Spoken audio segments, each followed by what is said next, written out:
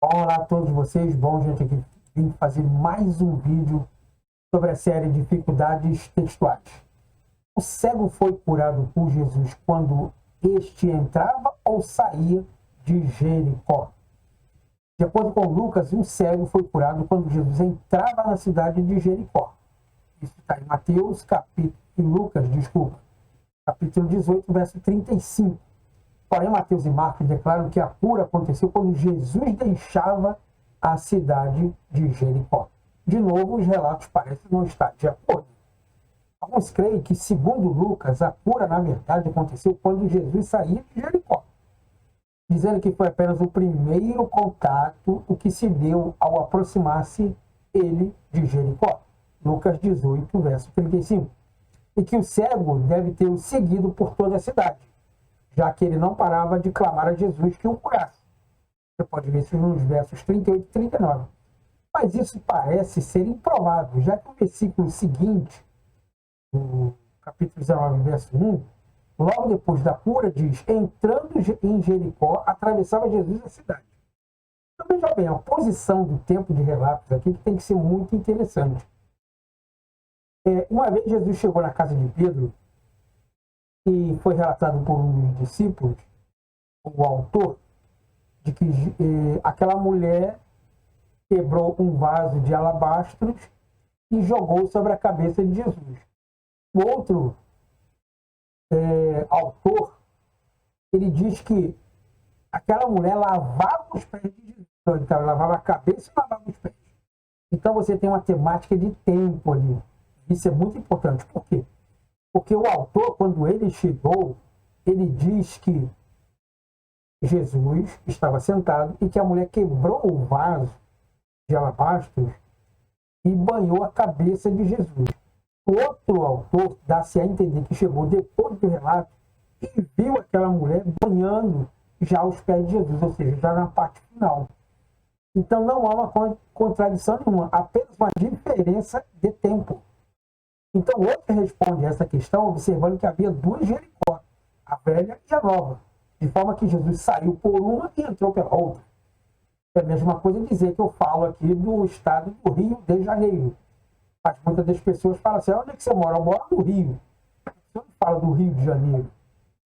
Participou do Rio porque você é peixe? Não, é porque a pessoa abreviou a questão da palavra. Então, ainda outro sugere que se trata de dois eventos distintos. Mateus e Marcos afirmam claramente que a cura ocorreu quando Jesus deixou a cidade. Isso está em Mateus capítulo 21, verso 29. E você pode ler também lá em Marcos capítulo 10, no verso 46. Lucas, porém, fala que Jesus pode ter curado um cego quando entrava na cidade. Mas disso é o fato de que Lucas refere-se apenas a uma multidão de pessoas com Jesus ao entrarem na cidade. Está em Lucas capítulo 18, verso 36.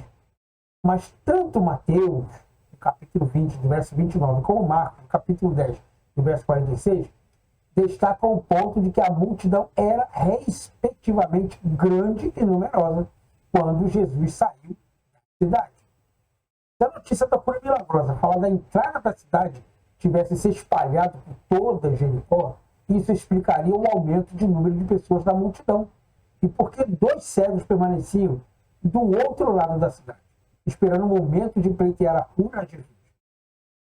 Percebe que o primeiro cego curado tinha ido depressa contar aos seus amigos, também cegos, o que lhe acontecera.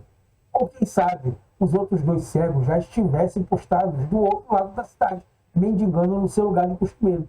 Ou seja, Jesus pode ter curado um cego e ele pode ter corrido para poder pegar um outro amigo cego dele. Levou para Jesus então acabou também fazendo a cura daquele cego. Na verdade foram dois. Então é um relato de tempo.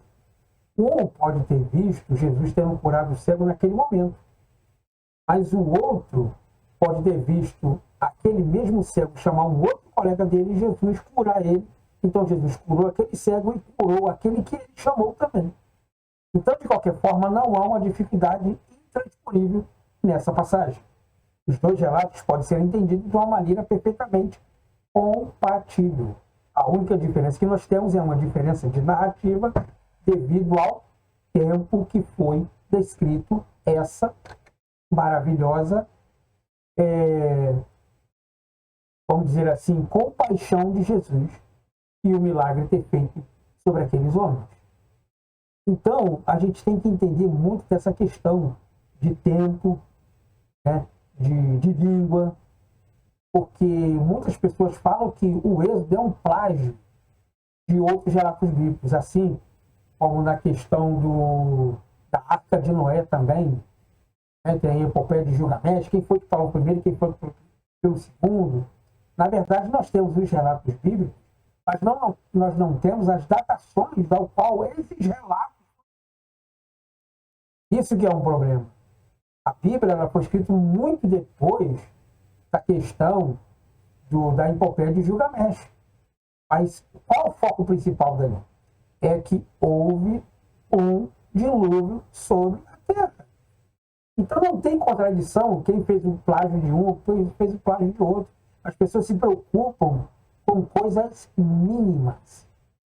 Porque na realidade nós temos que nos preocupar aconteceu um milagre, algo foi feito e isso é que se importa. Então não fique preocupado com A ou com B. Não há contradição, não há nenhuma variante. Apenas uma forma diferente de se expressar aquele texto ali. Simples assim. Então não tem problema de relação de um texto para o outro. Apenas nós temos um problema de relatos de uma situação para outra. Mas o foco é o mesmo, a situação é o mesmo, a palavra é a mesma e a situação é a mesma. Então espero que você tenha gostado aí. Muito obrigado pelo seu carinho, pela sua atenção, por ter permanecido até agora esse momento aqui. E nos vemos então, como eu sempre digo, numa próxima aula. Bom, Deus abençoe a todos aí. E nos vemos depois.